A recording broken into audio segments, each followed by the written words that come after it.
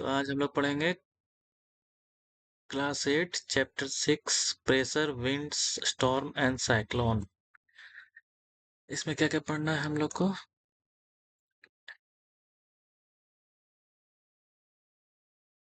इसमें पढ़ना है या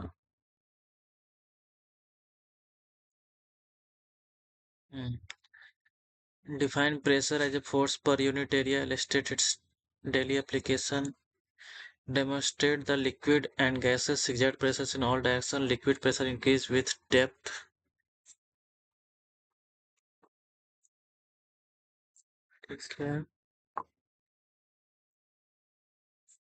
Explain atmospheric pressure and formation of wind. Relate pressure difference to land breeze, sea breeze, effect of high speed winds. Describe thunderstorm lightning safety measure during lightning. Explain structure and impact of cyclone and recognize the role of weather monitoring. तो पहला point क्या है? Pressure.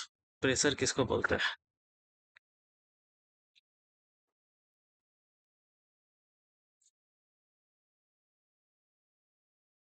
जब किसी चीज पे force लगाते हैं तब वो प्रेशर डालना हुआ, या किसी कोई वेट रखा हुआ है और ग्रेविटी के कारण वो नीचे आता है तब।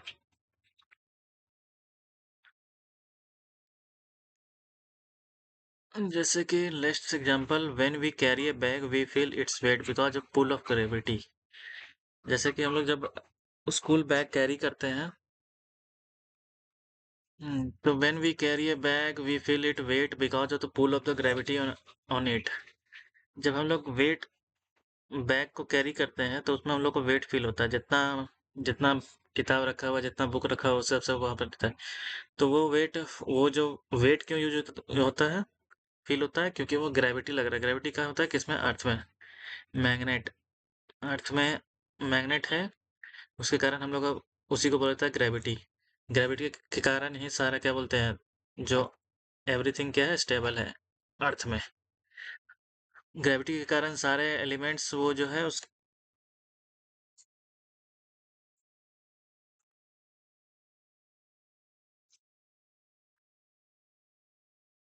अब देखो, the weight acts on our shoulder through the straps of the bag. It if the straps are narrow the weight pressure of a smaller area make us feel more discomfort. इसका कहने का मतलब है कि जैसे अगर बैग का strip जो है वो अगर पतला रहेगा तो हम लोग को ज़्यादा वेट लगेगा, ज़्यादा उसमें दिक्कत होगा उठाने में। क्यों? क्योंकि ये पतला सा है तो इसमें थोड़ा सा मतलब ये इतना ही एरिया में होगा डिस्ट्रीब्यूट। अगर बैग का वेट है अगर 5 kg, तो इसे जस्ट थोड़ा सा में ही उसका सारा वेट लग जाएगा, तो वहाँ पे ज़्यादा वेट लगेगा। अगर वही बैग का स्ट्रिप अगर चौड़ा होगा, ज़्यादा वाइड होगा, तो उसमें क्या होगा, ये जो वेट है वो डिस्ट्रीब्यूट हो जाएगा ज़्यादा एरिया में। ये क्या है? थोड़ा सा में, इसलिए जिसमें ज़्यादा लगता है। और इसीलिए जिस बैग का स्ट्रिप ज़्यादा मोटा है उसमें हम लोग को वेट थोड़ा कम फील होता है, मतलब कि उसमें जो प्रेशर पड़ता है वो ज़्यादा एरिया में पड़ता है, और इसमें प्रेशर जो पड़ता है नैरो स्ट्रिप में बहुत स्मॉल एरिया में पड़ता है। तो उससे क्या होता है, ज़्यादा वेट वेट फील होता है, उसमें ज़्यादा एरिया पड़ता है, प्रेशर पड़ता है।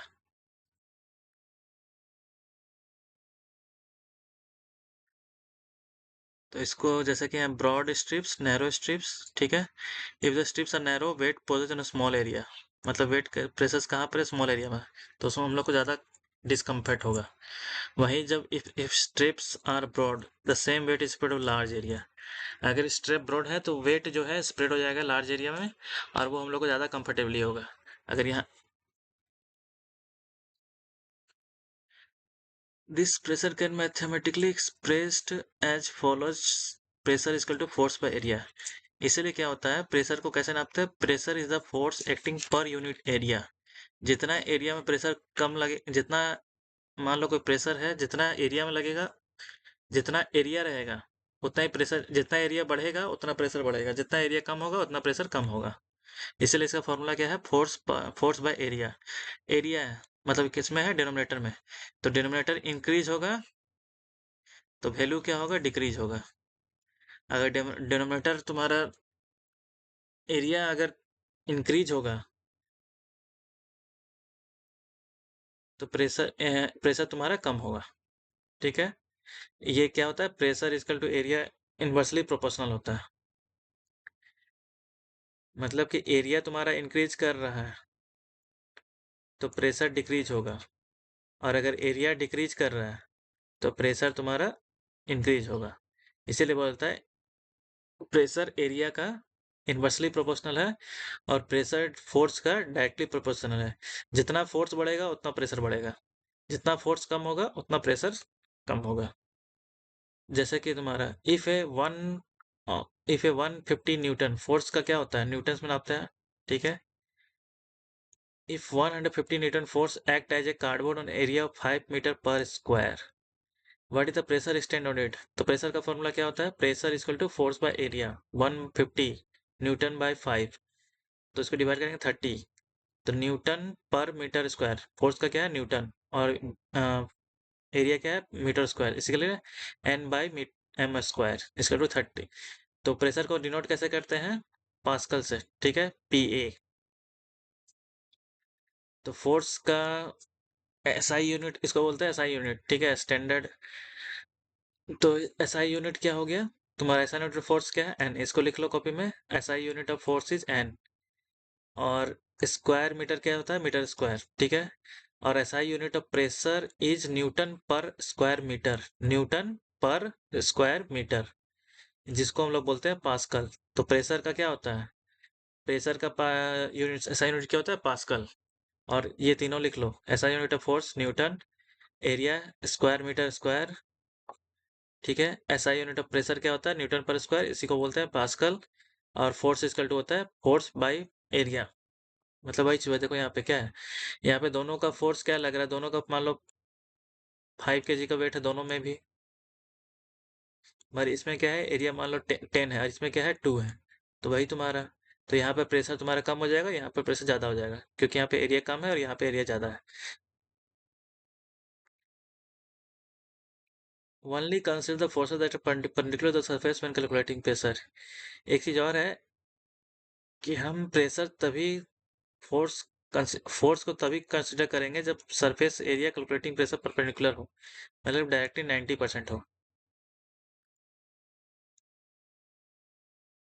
अगर प्रेशर 90% पे लग रहा है, जैसे कि यहाँ सर पे है, तो ये प्रेशर लग रहा है, ये यहाँ पे है।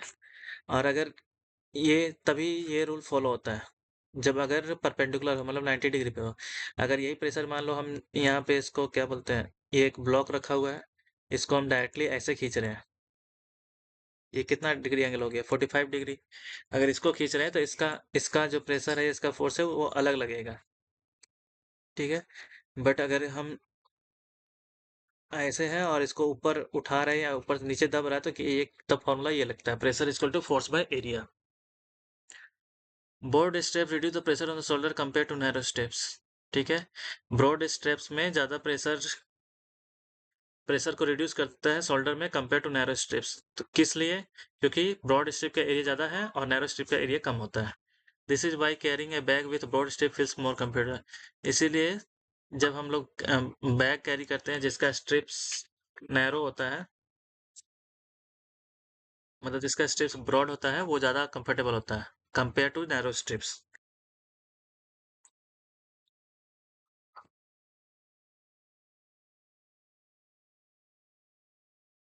In the same way, it is easier to lift a water-filled bucket with a broad handle than with narrow one।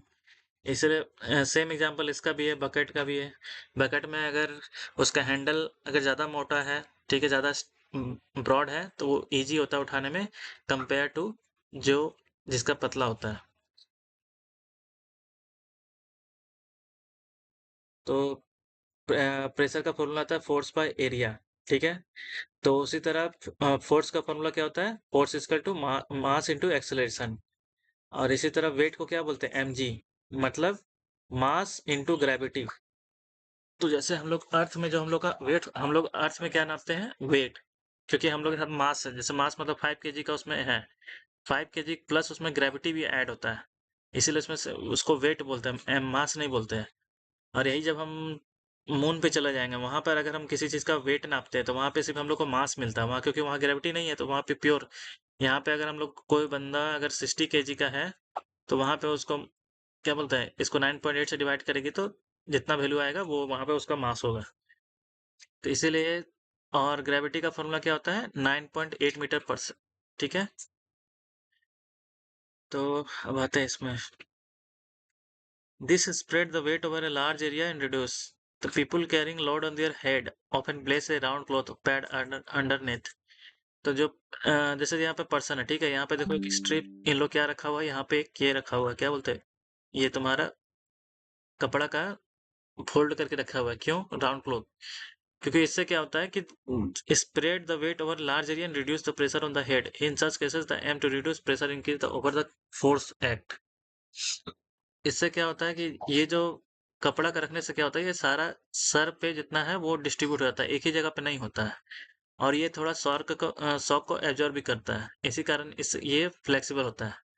अगर हम इसलिए इसको पतला सा रखेंगे तो ज़्यादा प्रेशर लगेगा, ज़्यादा वेट फील होगा, वेट सेम ही होता है मगर उसका ये कम होता है, इसीलिए ये रखा जाता है। This spread over large area and reduce the pressure on the head in all such cases the aim to reduce pressure by increasing the area of the sports. मतलब सिंपल सा है कि अगर प्रेशर इंक्रीज करना है, pressure अगर तुमको reduce करना है तो तुमको एरिया बढ़ाना पड़ेगा। अगर तो जैसे कि यहाँ पे एक्टिविटी में तुम्हारा to observe how pressure change in the area factor, जैसे तुम्हारा यहाँ हैमर है, देखो यहाँ नेल है, नेल कैसा होता है, ऊपर में एरिया ज्यादा होता है और यहाँ पे नीचे कम होता है, ठीक है। अगर इसको हम उल्टा करके मारेंगे तो नीचे क्या हो जाएगा, तुम्हारा एरिया ज्यादा हो जाएगा, और ऊपर में जहाँ पर प्रेशर पड़ना चाहिए वो क्या है, पतला सा है। तो अगर इसको हम सोचेंगे, इसको हम वुड में इसको, ठीक है, इस नेल को डाल पाए तो वो नहीं हो पाएगा, क्यों, क्योंकि हम उल्टा कर रहे हैं, हम प्रेशर कहाँ डाल रहे हैं, पतला वाला पे, और ये नीचे कितना एरिया ज्यादा है, इसीलिए बोला less pressure due to the large area of contact. और प्रेशर नहीं पड़ेगा, एरिया क्या बोलते हैं, ये जो प्रेशर है ये एरिया में बढ़ जाएगा, ज्यादा एरिया में, इसके कारण ये डिफिकल्ट होगा। और वहीं पे जब हम उसको उल्टा कर देते हैं, अगर हम यहाँ से हैमर करें ऊपर से और नीचे यहाँ पे ये है, तो यहाँ पे क्या होगा, एरिया कम हो गया, तो इसमें कितना ज्यादा प्रेशर लगेगा, ज्यादा प्रेशर लगेगा, इसलिए more pressure due to small area contact. जैसे कि कटिंग में using a sharp edge of the knife, जैसे कि हम अगर हम डायरेक्ट शार्प एज से डायरेक्ट काटते हैं तो उसमें क्या होगा, इजी होगा, क्योंकि क्या है, more pressure due to small area. अगर हम उसी को उल्टा कर देते हैं, ब्लंट, जिस साइड ज्यादा, जैसे चाकू में क्या होता है, एक साइड हल्का सा बहुत पतला होता है और एक साइड हल्का सा मोटा होता है, अगर हम मोटा साइड से काटेंगे तो वो नहीं कटेगा, क्योंकि वो उसमें प्रेशर एरिया ज्यादा बढ़ गया। यही चीज यहाँ पे है। अब आते हैं pressure exert by liquid. Liquid exert pressure on the surface of the container that hold them. Liquid pressure exerted by liquids. Liquid exert pressure on the surface of the container that hold them. ये क्या बोला, liquid exert a pressure on the surface of the container that hold them, मतलब container, जैसे कि ये तुम्हारा container है, इसमें तुम्हारा वाटर है, ये सॉरी, ये हाँ ये सरफेस है, तो प्रेशर कहाँ पड़ रहा है, ये इस एरिया में पड़ रहा है,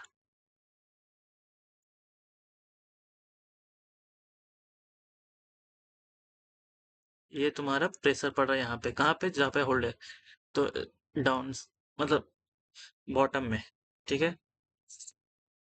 just like solid eject pressure on the surface, same way जैसा कि सॉलिड, अगर सॉलिड आइटम कुछ रखे हम लोग किसी एरिया पे, ठीक है, किसी जगह पे, तो वो कहाँ पे पड़ता है, जितना एरिया में रखा हुआ उस पर पड़ता है, उसी तरह लिक्विड क्या करता है, liquid presses on the bottom and side of the container.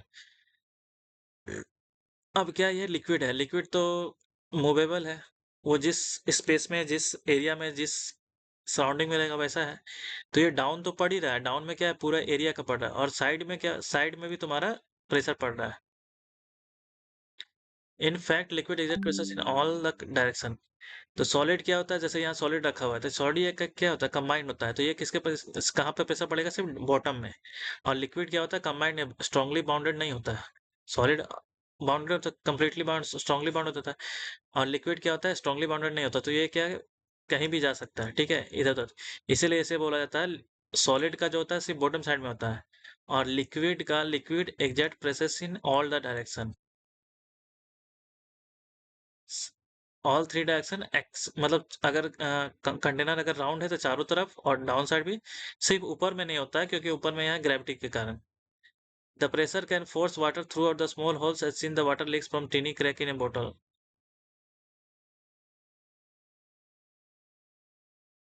इसीलिए बोला जाता है कि जब हम अगर जब कोई कंटेनर होता है, ठीक है, अगर इसमें ऊपर में अगर थोड़ा सा भी होल है तो वहां से वो पानी निकलने लगता है। क्यों? इसलिए क्योंकि प्रेशर इसका क्या होता है, चारों तरफ लगता है। अगर वही हम सॉलिड रख दें तो यहाँ से नहीं निकलेगा। तो इसका रीजन यही है, दिस प्रेशर, जो पूरा ऑल डायरेक्शन में जो प्रेशर होता है, this pressure can force water out through small holes as seen water leaks from tiny crack in a bottle. ठीक है, ये एक्सपेरिमेंट है, ये तुम पढ़ लेना। ये भी एक्सपेरिमेंट है, तो यहाँ पे वही वाटर फ्लो वाला है। अब आते हैं यहाँ पे, why are water tanker generally built on placed at a height. अब देखो, हम लोग जो घर पे जो वाटर टंकी होता है, ठीक है, उसको हमेशा ऊपर क्यों रखते हैं? मतलब हमेशा ग्राउंड फ्लोर से ज्यादा हाइट पे हम लोग उसको रखते हैं।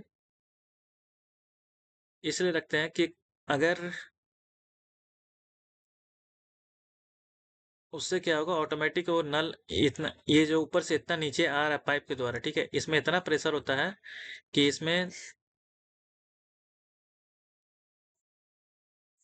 द जो हाइट और, देखो इसका हाइट और ये नीचे जो ग्रेविटी लग रहा है, ये दोनों के कारण इसमें प्रेशर बढ़ जाता है। इसके कारण नल में इजीली वाटर आ सकता है। ठीक है, अगर हम यहाँ पे, अगर वाटर टैंक अगर बहुत ऊपर भी है और हम इसको अगर नीचे से पाइप यहाँ भी लेते हैं, क्योंकि ये क्या होता है, दोनों लेवल हमेशा वाटर का सेम होता है। अगर वो कहीं डाउन भी है, मान लो यहाँ पे ये डाउन है, यहाँ पर ये एरिया लो साइड में है, अगर यहाँ पे वाटर है, यहाँ अगर मान लो तुम ऐसे पाइप रखती है, तो ये वाटर लेवल हमेशा सेम रहेगा, चाहे जैसे भी रहे, चाहे जिधर कम हो ज़्यादा हो। तो इसीलिए the pressure at the tap depends on vertical distance between the water. तो इसीलिए जितना टंकी ऊंचा रहेगा, जितना हाइट में रहेगा, वो जो टैप में जो वाटर का प्रेशर रहेगा वो उतना ज़्यादा रहेगा। अगर हमें सिमिलर टाइम में यहाँ रखते हैं और जस्ट यहीं पर नल लगा देते हैं, तो ये क्या होगा, इसका वाटर, तुम्हारे टैप का जो वाटर प्रेशर रहेगा वो कम रहेगा। और यही अगर ऊपर रहा और हम टैप को नीचे लगाएं यहाँ पे, तो इसका जो वाटर प्रेशर होगा वो बहुत ज़्यादा होगा कंपेयर टू इसका। वही चीज़ यहाँ बताया, the pressure at the tap depend on vertical. तो टैप में जो प्रेशर डिपेंड किस पे डिपेंड करता है, कितना वर्टिकल डिस्टेंस है between the water safe in the tank and the tap. Hence, water tank are placed height so the greater height of the water surface above the tap makes water comes out the tap with a high pressure. इसीलिए जितना height बढ़ेगा, pressure उतना बढ़ेगा, ये tap के लिए। उसी तरह जैसे देखो, base of water dam is always made such broader than top because water pressure increases with depth, deeper the water higher the pressure, greater is horizontal force, wall pressure exert very large near bottom. इसीलिए बोला जाता है, देखो यहाँ पर जैसे कि तुम्हारा एक कंटेनर है, ठीक है, यहाँ पे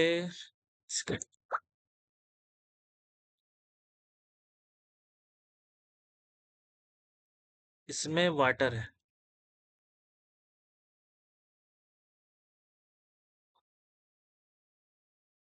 तो देखो जितना हाइट है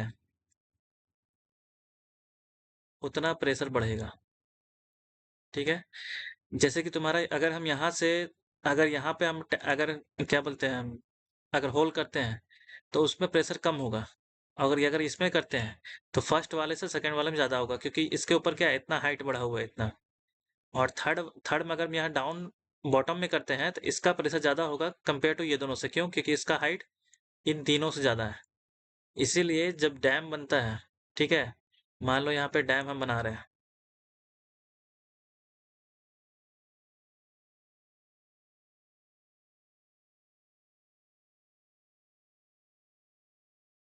तो डैम का जो नीचे का एरिया होता है ना, वो हमेशा ऐसे मोटा होता है ऐसे। देखो, ये पूरा डैम में वाटर भरा हुआ है, तो क्या हो रहा है, जो ये पूरा वाटर भरा हुआ है, ठीक है, जैसे तुम्हारा ये वाटर भरा हुआ है, यहाँ पे जो प्रेशर लग रहा है वो मान लो 10 होगा, ठीक है, 10 पास्कल। पर यहाँ जो प्रेशर होगा ये 20 पास्कल होगा, और यहाँ जो होगा ये तुम्हारा 500 होगा। ठीक है, इसीलिए डैम को हमेशा इस स्ट्रक्चर में बनाया जाता है कि नीचे का जो स्ट्रक्चर रहेगा वो मोटा रहेगा और ऊपर जो रहेगा वो पतला हो जाएगा, क्योंकि ऊपर वाले में कम प्रेशर आता है, नीचे वाला में जैसे जैसे ये हाइट इंक्रीज हो रहा है वैसे वैसे प्रेशर भी बढ़ रहा है। इसीलिए हमें अगर हम इसको सिंपल सा सीधा अगर डैम बना दें तो देखो यहाँ पे 10 होगा, यहाँ पे 20 होगा और यहाँ पे 30 होगा। तो 10 में भी सेम वाटर का वाल का थिकनेस है, 20 में भी सेम वाटर का थिकनेस है, 30 में है। तो ये क्या करेगा, यहाँ पे जितना प्रेशर लगेगा वो क्या करेगा, डैम को तोड़ देगा। इसीलिए डैम का स्ट्रक्चर हमेशा इसलिए बना देते, क्यों? क्योंकि अभी हम लोग जो पढ़े हैं, जैसे जैसे हाइट बढ़ता है, जैसे जैसे हाइट इंक्रीज होता जाता है वैसे वैसे प्रेशर बढ़ते जाता है। द बेस ऑफ, ये वही चीज यहाँ बताया गया था, base of water dam is always much broader. जो बेस होता है वाटर डैम का ये वाला, ये हमेशा ब्रॉडर होता है compare to top, because water pressure increases with depth. Water pressure increases with depth, जितना डेप्थ में जाओगे वाटर प्रेशर हमेशा बढ़ते जाएगा। ठीक है। Deeper the water higher the pressure water is greater is horizontal force. अब जितना डीपर होगा उतना प्रेशर बढ़ता जाएगा, उतना इसका हॉरिजॉन्टल फोर्स यहाँ पे ज्यादा लगेगा। यहाँ पे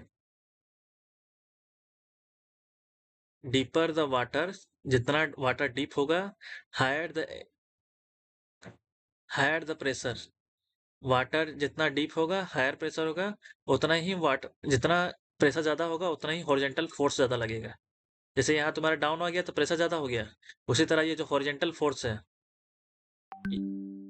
वर्टिकल में क्या लग रहा है, प्रेशर। हॉरिजॉन्टल में क्या लग रहा है, फोर्स। तो जितना प्रेशर ज्यादा होगा उतना हॉरिजॉन्टल में फोर्स भी ज्यादा लगेगा। इसीलिए a the pressure is at very large near its bottom, हमेशा जो प्रेशर जो बॉटम में रहेगा वो ज्यादा होगा। तो दो चीज पढ़ना है, अभी तक हम लोग दो चीज पढ़ चुके हैं। जितना एरिया ज्यादा रहेगा उसमें प्रेशर उतना डिस्ट्रीब्यूट हो जाएगा, ठीक है। जितना कम एरिया रहेगा उसमें ज्यादा प्रेशर इंक्रीज होगा। उसी तरह जितना हाइट बढ़ते जाएगा प्रेशर उतना बढ़ते जाएगा, और जितना प्रेशर बढ़ते जाएगा उसी तरह हॉरिजॉन्टल फोर्स भी बढ़ते जाएगा लिक्विड के कंडीशन में, ठीक है। इसीलिए बोला जाता था ए thick strong base prevent the dam from collapsing under the immense pressure.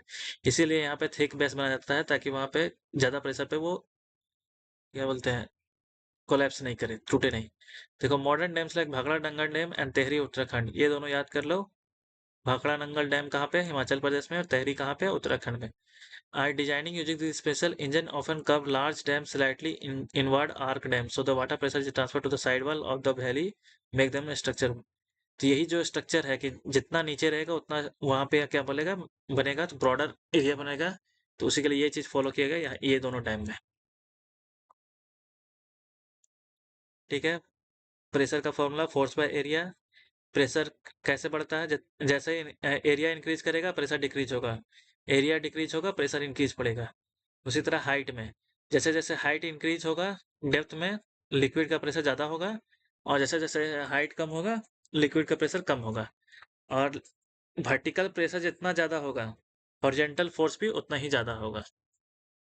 अब आते हैं, अभी तक हम लोग क्या पढ़ लिए, एक तुम्हारा प्रेशर बढ़ गया सॉलिड की वजह से, ठीक है। लिक्विड पढ़ लिए, सॉलिड में क्या है, एरिया। लिक्विड में क्या है, हाइट। अब आते हैं एयर में, एयर में प्रेशर कैसे बढ़ता है। इनहेलर, हाँ कॉपी में लिख लेना। प्रेशर एक्सर्टेड बाय सॉलिड, उसमें क्या होगा, pressure is inversely proportional to area. जितना प्रेशर एरिया बढ़ेगा प्रेशर कम होगा, एरिया कम होगा प्रेशर बढ़ेगा। लिक्विड में क्या है, जितना हाइट डेप्थ जाएगा उतना प्रेशर बढ़ेगा, जितना हाइट कम होगा प्रेशर उतना उतना कम होगा। इसमें डायरेक्टली प्रोपोर्शनल है, डायरेक्टली प्रोपोर्शनल टू हाइट। और सॉलिड में इनवर्सली प्रोपोर्शनल टू एरिया। ठीक है। अब आते हैं pressure exerted by air, the envelope of air that surround the envelope of the air that surround the earth is called atmosphere। Atmosphere किसको बोलते हैं, इन्वेलप। इन्वेलप मतलब एक तुम्हारा envelope, envelope of air. Envelope किसको बोलते हैं, जिसमें हम लोग पैसा डाल के बंद कर देते हैं, उसी तरह इन्वेलप क्या हुआ, जो एक एयर से सराउंडेड है, उसी को बोला जाता है। तो एटमॉस्फेयर क्या है, एयर सराउंडिंग्स ऑफ एयर है, ठीक है। इसीलिए एटमॉस्फेयर बोला जाता है। हम लोग एटमॉस्फेयर पढ़ चुके हैं, एटमॉस्फेयर में बहुत सारा एयर होता है। तो वही चीज यहाँ पे लिखा हुआ है, atmosphere is the area of mixture of gases. Atmosphere is the mixture of gases इनली, ये पहले भी पढ़ चुके हैं। It is the mainly compose of nitrogen and oxygen, क्योंकि ये दोनों मिलकर कहीं 1971 और 78 99% के 71 और 78 और 21, हाँ 99% के अप्रोक्स होता है। With small amount of argon, carbon dioxide, water vapour, traces of other gases. तो हम लोग क्या पढ़ रहे हैं, pressure exerted by area. Atmosphere क्या होता है, envelope of air that surround the earth is called atmosphere. It is mainly composed of nitrogen and oxygen with a small amount of argon, carbon dioxide, water vapor, traces of other gases. This layer,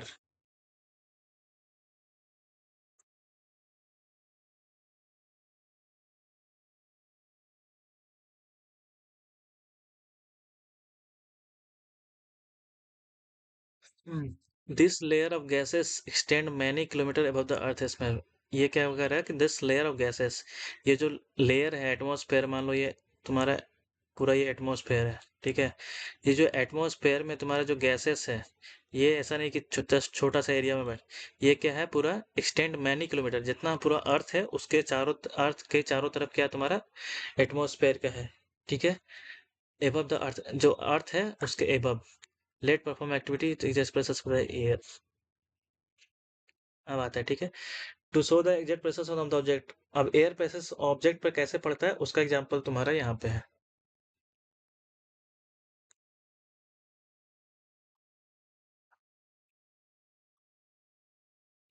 इसको भी तुम पढ़ लेना, इसका। This activity so that air presses on the chart paper placed over the paper plate. The larger the area of the plate, um, chart paper, the greater the force acting on it, which makes lifting comparatively harder. The force acting per unit of the object around us.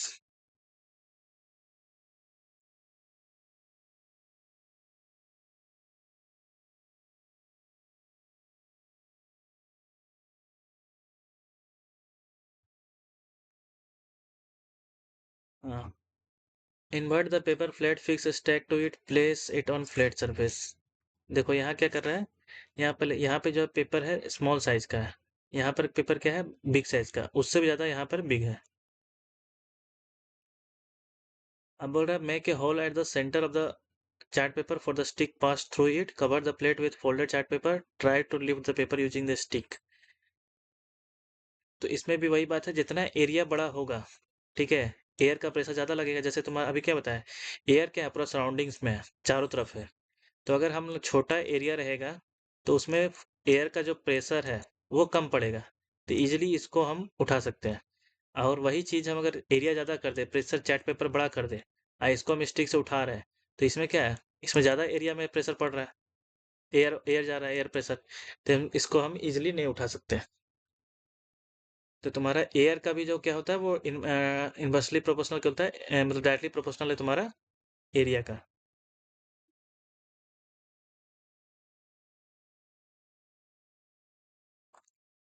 तो air के लिए क्या बोलते हैं, air के लिए भी pressure जो तुम्हारा है वो डायरेक्टली प्रोपोर्शनल है एरिया का।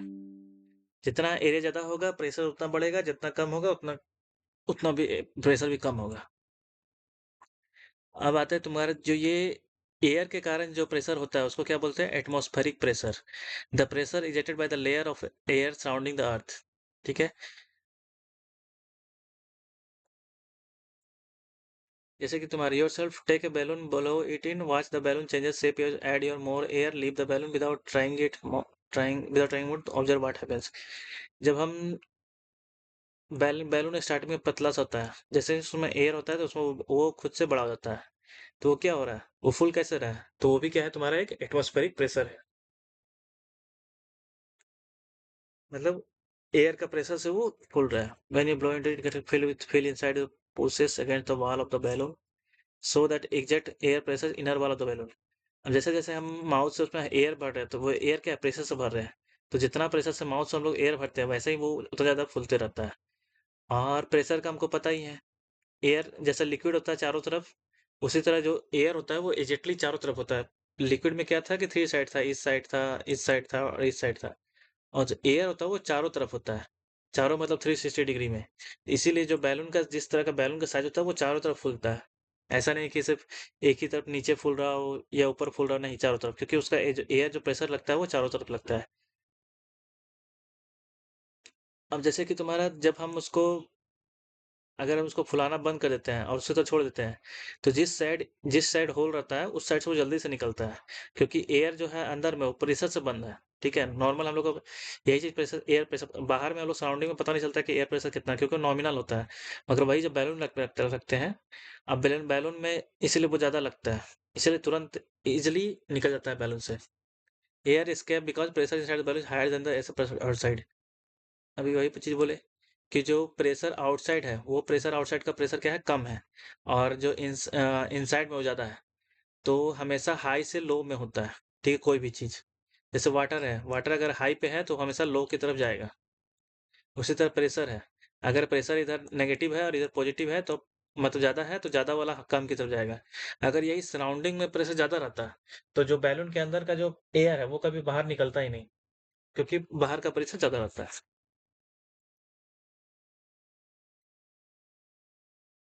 ठीक है, अब पढ़ते हैं। The magnitude of atmospheric pressure is very large. The magnitude of atmospheric pressure is very large. Atmospheric air column an area is at force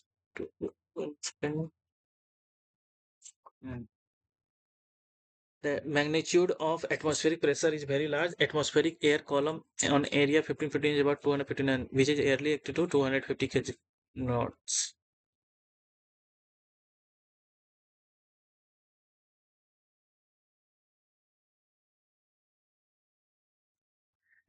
देखो, SI unit of pressure is Newton पर metre square. ठीक है, इसको भी pascal बोलते हैं, ये तुम लोग पढ़ चुके थे ऊपर में। In honour the scientist Blaise Pascal. तो ये जो पास्कल नाम दिया गया, किसके नाम से दिया गया, साइंटिस्ट कौन सा साइंटिस्ट, ब्लेज पास्कल्स के नाम से।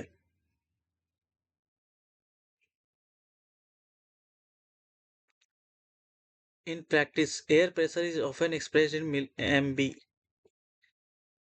नॉर्मली हम लोग प्रेशर पास्कल में बोलते हैं, मगर एयर प्रेशर को एक्सप्रेस करते हैं किसमें, मिलीबार में। ठीक है, एंड हेक्टो पास्कल में। ठीक है, where 1 MB 1 millibar equal to 100 pascal and 1 hecto equal to 100 pascal. Weather report usually millibar और हेस्कल। तो देखो, नॉर्मली हम लोग क्या पढ़े थे अभी तक, कि जो प्रेशर होता है उसको हम लोग किस में डिफाइन करते हैं, पास्कल में।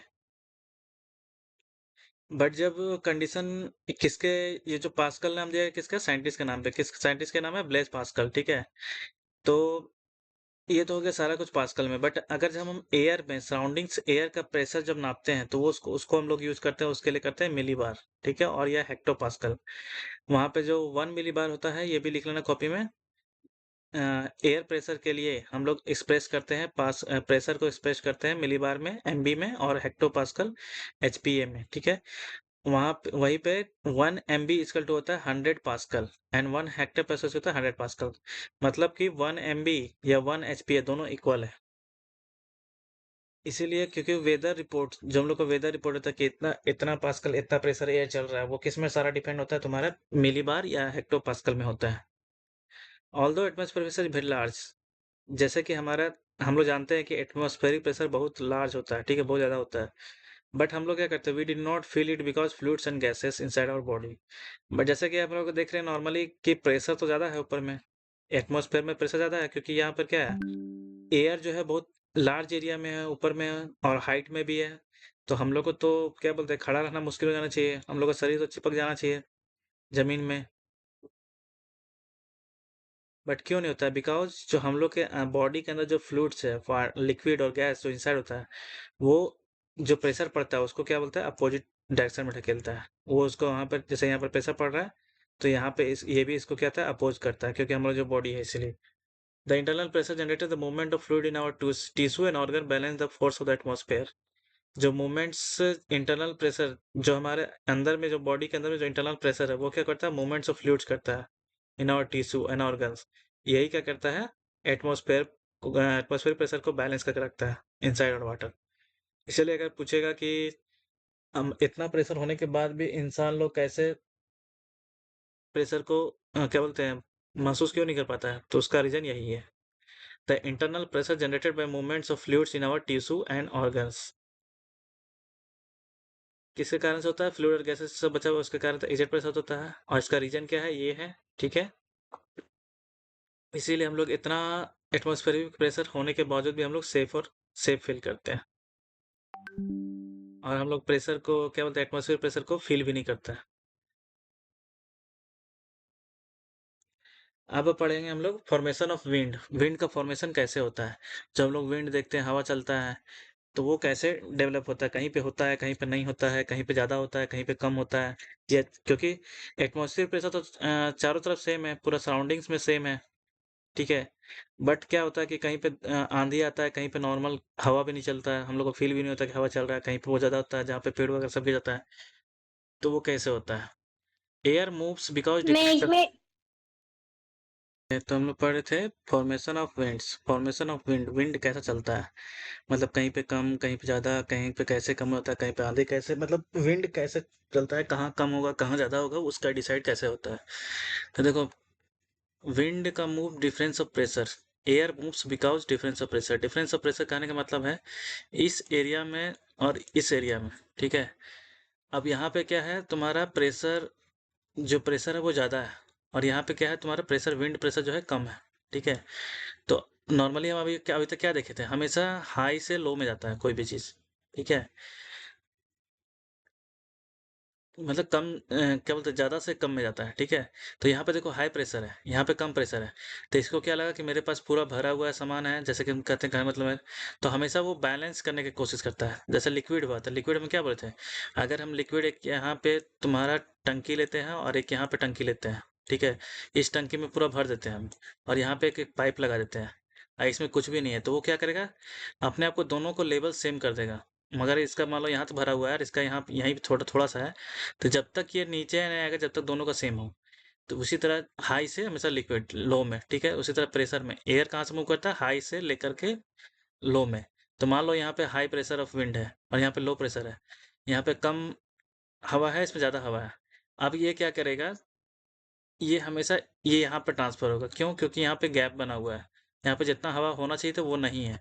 तो ये क्या करेगा, हमेशा लोअर की तरफ जाएगा। तो प्रेशर गैप हो गया, यहाँ पे मान लो 10 है और यहाँ पे 5 है, तो गैप है, तो उसको मेंटेन करने के लिए दोनों एक दूसरे चल जाएगा, 7.75, दोनों बराबर हो जाएगा। तो air moves because of difference in pressure, it always flows through a region of high pressure to region of low pressure. मतलब हाई प्रेशर रीजन से लेकर के लो प्रेशर ट्रांसफर करेगा always. The movement of air from the region of high pressure to region of low pressure is called wind. इसी को बोला जाता है विंड। तो प्रेशर किसको, लो, क्या बोलते हैं, एयर मूव्स कैसे करता है, उसका रीजन है air moves because of difference of pressure, it always flows from a region of high pressure to low region. इसी एयर को, the movement of air from a region of high pressure to low pressure, इसी को बोलता है wind. अब हम लोग इसको समझने के लिए एग्जांपल यहाँ पे दिया हुआ है कि लो, to understand how air moves from high pressure to low pressure, simple example. जैसे यहाँ पे तुमको दिया हुआ है, दो बैलून दिया हुआ है, ठीक है, एक स्ट्रॉ से इसको दोनों को बांध दिया है।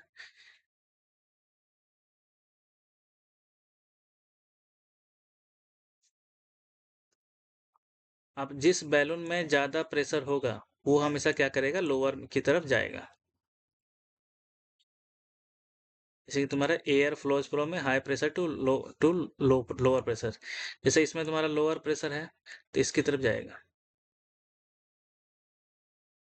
और कुछ समय के बाद क्या हो जाएगा, दोनों का जो एयर रहेगा वो दोनों सेम हो जाएगा, क्योंकि वो दोनों क्या क्या करेगा, इक्विलिब्रियम, मतलब वो दोनों को बैलेंस करने की कोशिश करेगा, ठीक है। जैसे इसमें तुम्हारा हाई प्रेशर है, मतलब कि हाई एयर है, तो इसमें ट्रांसफर हो जाएगा। उसी तरह ये तुम्हारा इसी से पता चलता है कि एग्जाम्पल जस्ट कि प्रैक्टिस है क्या, कैसे है तुम्हें पता करना है। तो, तो हम लोग यहाँ पढ़ लिए, air moves because of difference in pressure, it always flows a region from high pressure to low pressure. इसीलिए देखो, हमेशा जो एयर होता है, जो वार्म एयर होता है, वो ऊपर जाता है, क्योंकि वो वार्म एयर क्या होता है, हल्का होता है। हल्का किस लिए होता है कि उसको वार्म गर्म होने के बाद उसका बॉन्ड टूट जाता है, अलग अलग हो जाता है। और जो कोल्ड एयर होता है वो हमेशा नीचे होता है, क्योंकि वो स्ट्रांगली बॉन्डेड होता है, तो भारी हो जाता है। इसीलिए इसीलिए जब हम लोग इसी का रीजन है तुम्हारा वाटर वेपर वेपराइजेशन। तो वेपराइज जब वाटर जब वेपराइजेशन, तो वो क्या होता है, वेपर वो हल्का होता है, तो वो ऊपर चला जाता है। जब वो साथ में मिलकर कंबाइंड होता है, तो वो क्या होता है, भारी होता है, इसलिए वो नीचे आने लगता है। तो नीचे आने के समय में वो क्या होता है, टूट टूट के बारिश होता है। तो यही रीजन है तुम्हारा, लो प्रेशर से हाई प्रेशर में, हाई प्रेशर से फिर लो प्रेशर में।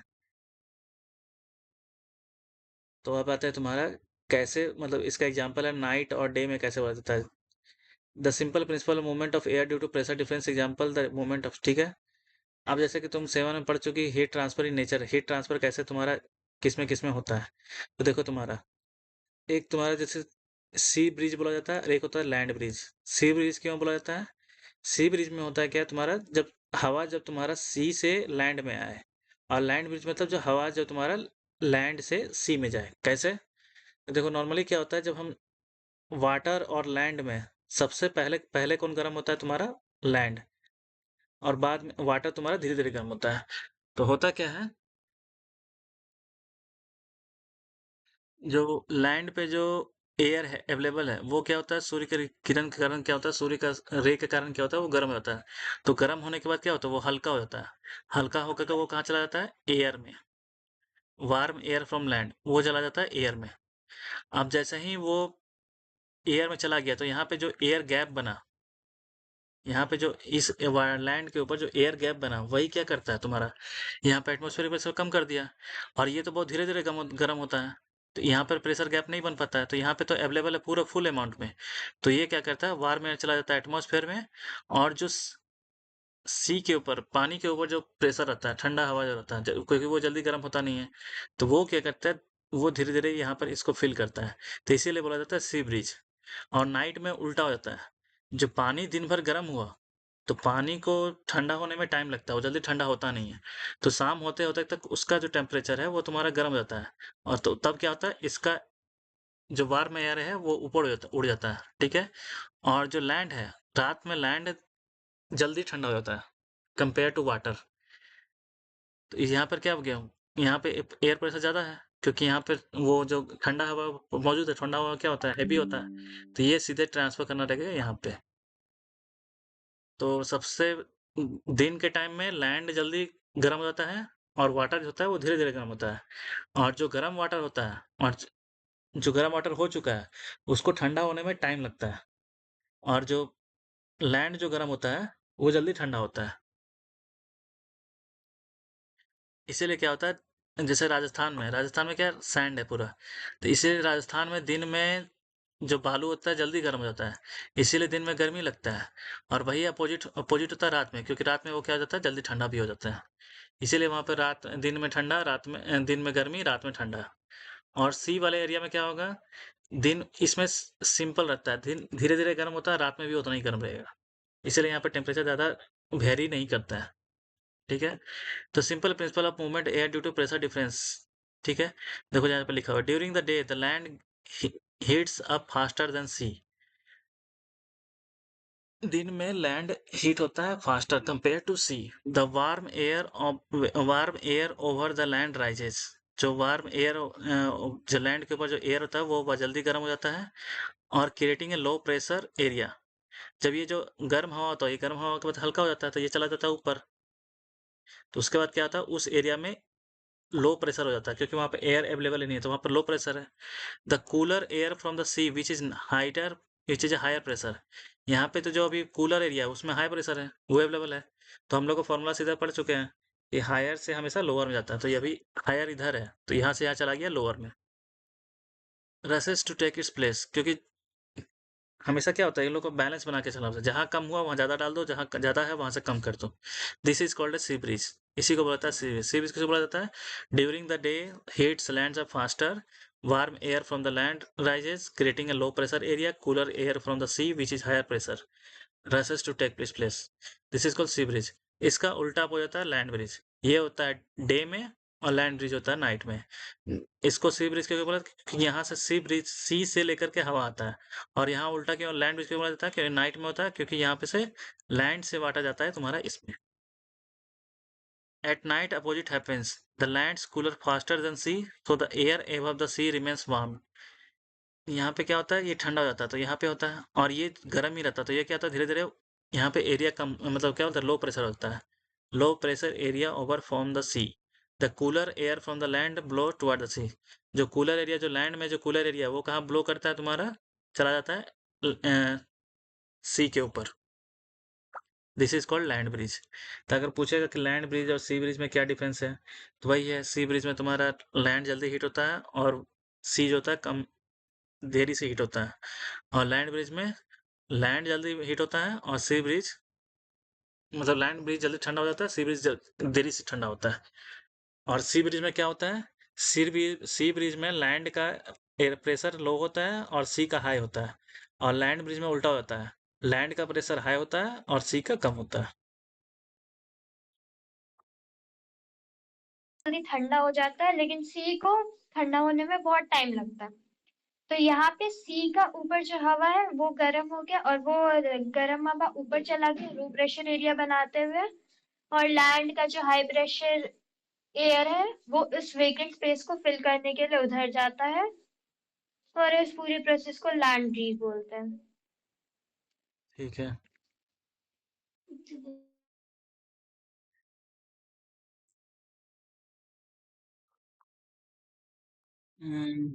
अब बाकी इसके बाद का करते हैं अगले क्लास में। ठीक है। से तुम्हारा ये एग्जांपल पढ़ लेना, ठीक है? क्या है? High speed wind and air pressure. High speed wind और एयर प्रेशर क्या है? तो when air moves with high speed, when air moves with high speed pressure that region become below low, this can be shown with example। ये example दिया हुआ कैसे होता है। तो अच्छा यहाँ से पढ़ लेते हैं, ये भी पढ़ लेते हैं आज। This activity shows that when air moves with high speed, the pressure in the region decreases. The surrounding air, which at high pressure pushes balloon towards the region of low pressure। वही बोल रहा है कि जब air with moves with high speed, pressure in that region decreases. जैसे कि तुम्हारा air, जैसे यहाँ तुम्हारे एक तुम्हारा बड़ा बैलून है, ठीक है, एक तुम्हारा छोटा बैलून है, दोनों के बीच में स्ट्रो लगा दिए मान लो, तब दोनों में से कौन होगा? तो जैसे कि तुम्हारा इसमें दिखा रहा है कि जब हाई प्रेशर, अब ये डिपेंड नहीं कर रहा है कि एयर कितना है, ये डिपेंड कर रहा है कि high speed wind, high speed में भी कौन सा है। तो देखो इसमें क्या है, ज़्यादा चिपक रहा है, तो इसमें ज़्यादा स्पीड और प्रेशर ज़्यादा है, तो ये बड़ा वाला में ज़्यादा जल्दी फूलेगा। The surrounding air which high pressure, जिसके एयर में ज़्यादा प्रेशर होगा वो क्या करेगा, टुवर्ड्स द लो प्रेशर के जाएगा। Similar way principle applies real life. अब इसको देखते हैं यहाँ पर। When high speed wind blow over houses, जैसे कि तुम्हारा high speed wind blow over houses, house के ऊपर से वो उड़ता है, तो low pressure area is created above them. तो यहाँ, तो इस तरह से ऐसे समझो, जैसे कि तुम्हारा यहाँ पे घर है, यहाँ पे तुम्हारा एयर है, यहाँ से तुम्हारा हाई स्पीड आ रहा है, तो ये क्या करेगा, इस एरिया को अपने साथ ले जाएगा। तो उसके बाद क्या, यहाँ जब ये चला जाएगा तो इस यहाँ पे क्या बचेगा, यहाँ पे तुम्हारा एयर थोड़ा कम हो जाएगा, ठीक है, यहाँ पे एयर नहीं रहेगा, तो वो क्या होगा, यहाँ पे लो प्रेशर बना देगा। The high widths high speeds accommodate by the reduce pressure, यहाँ पर जो ये जो एयर उड़ा के ले गया, ये जो एयर का प्रेशर था, ये हाई स्पीड क्या हुआ, इसको उड़ा के ले गया, तो यहाँ पे ऑटोमेटिक यहाँ पे खाली, मतलब क्या बोलते हैं, लो प्रेशर बन गया। The air pressure of the roofs of the house become lower than the pressure below them. अब क्या होगा, सिंपल एग्जांपल में देखो, अब क्या, जैसे तुम्हारा क्या है, यहाँ पे एक घर है, ठीक है, यहाँ पर भी प्रेशर है नीचे, इस रूफ, या रूफ है मतलब समझ लो, और यहाँ पे क्या है, एयर है, तो ये एयर मतलब एटमॉस्फेरिक प्रेशर, एटमॉस्फेरिक प्रेशर है, यहाँ से भी एयर है, नीचे भी और ऊपर में है। और जब ये क्या है, क्लोज है, ये जो घर है वो बंद है, इसमें अगर बाहर से कोई एयर आ रहा है, स्पीड विंड आ रहा है, तो ये घर में नहीं घुसा, ये कहाँ चला गया, ऊपर में।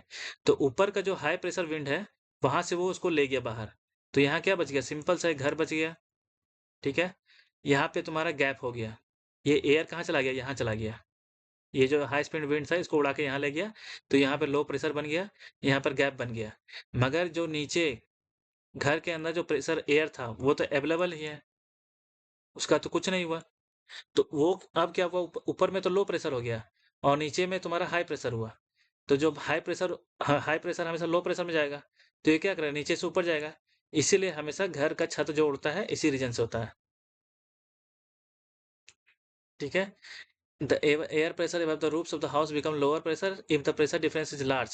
अगर ये इसका और इसका मान लो ये 100 पास्कल हो गया, इसका 1 पास्कल यहाँ बच गया, तो ये क्या होगा, हाई प्रेशर गैप हो गया। अगर ऊपर में मान लो नॉर्मल से 20 रहा, नीचे में भी जस्ट 15 कल 30 रहा, तो ज़्यादा प्रेशर नहीं है। मगर यहाँ पे नीचे में अगर 100 आ गया और ऊपर में कितना आ गया, 1 आ गया, तो ये क्या करता है, ये कहता है रूफ को वीक वीक बना देता है, और इसीलिए वो क्या होता है, उड़ जाता है। छत उड़ने का रीजन यही है। और कभी भी एक रीजन ये हो गया, this is why the safer to keep the door and window house open during strong with high speed wind. इसीलिए हमेशा क्या बोला गया है कि जब भी आंधी चले तो जो खिड़की और गेट है वो हमेशा खुला रखना चाहिए, ताकि वो जो नीचे से प्रेशर, ये जो यहाँ से प्रेशर जा रहा है इसको तो उड़ाए भी, और साथ में इसको भी उड़ाए, ताकि यहाँ भी प्रेशर कम हो तो इसको उड़ा के तो यहाँ भी प्रेशर कम हो, दोनों का मेंटेन रहे। इसीलिए बोला गया this is the why safe to keep the doors and window houses open during the storm with high speed wind. When the same wind moves from over the roofs and through the houses, pressure wind on the house over the roofs equal। वही बताया गया कि अगर दोनों side से air जाएगा तो इसीलिए इसीलिए हम नॉर्मली क्या होता है, जैसे हम लोग नॉर्मल रियल लाइफ में भी देखते हैं, अगर कोई घर बना हुआ है, ठीक है, और यहाँ पे एक साइड, दोनों साइड खिड़की है मेरा, यस, दोनों साइड है, तो एक मान लो यहाँ पे गेट है और यहाँ पे खिड़की है, गेट हम यहाँ खुला छोड़ती हैं और यहाँ पे खिड़की क्या की है, खुला नहीं छोड़े, तो अब अगर यहाँ पे जो एयर प्रेशर यहाँ पे भी है और एयर प्रेशर यहाँ पे भी है, और अगर यहाँ पापा से, किसी का फोन आ रहा इसलिए हमेशा खिड़की गेट बंद रखना चाहिए। अगर दोनों खिड़की, अगर एक खिड़की खुला हुआ है तो दूसरा बंद नहीं करना चाहिए, और दूसरा खुला हुआ है तो या तो दोनों खोलना चाहिए या तो दोनों बंद रखना चाहिए। अगर अब इसमें क्या होगा, यहाँ से तो प्रेशर उड़ा के ले जा रहा है, अब यहाँ पे गैप बन गया, और यहाँ अगर खिड़की गेट खुला हुआ है और यहाँ पे प्रेशर क्या ज़्यादा बन रहा है, क्योंकि हाई स्पीड है, तो इसीलिए उड़ जाता है। अगर ये दोनों खुला रहेगा तो ये क्या होगा, यहाँ से इंटर होकर के यहाँ बाहर निकल जाएगा और ये ऊपर से उड़ा ले जाएगा, तो यहाँ भी गैप बन जाएगा, प्रेशर लो, और यहाँ भी बन जाएगा। या तो दोनों बंद रखो या तो दोनों खुला रखो। और आगे का ये नेक्स्ट पॉइंट कल पढ़ेंगे। Thank you.